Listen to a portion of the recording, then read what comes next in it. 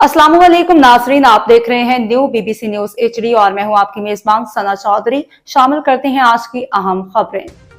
खबर शामिल करते हैं खबरों जिला सांगड़ से हमारे न्यू बीबीसी न्यूज के रिपोर्टर मीर हसन राजर की रिपोर्ट के मुताबिक सांगड़ में आवारा कुत्तों की बढ़ती तादाद पर चेयरमैन इम्तियाज हसन दर्ज का फौरी नोटिस।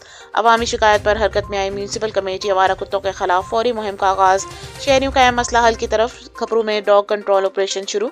तफसील के मुताबिक खबरों में आवारा कुत्तों की बढ़ती हुई तादाद ने शहरियों की परेशानी में वाज़ेह इजाफा कर दिया है, जिस पर एक मुकामी शहरी ने chairman municipal committee Imtiaz Hasan दर्ज को सूरत हाल से आगाह करते हुए फौरी कार्रवाई की अपील की।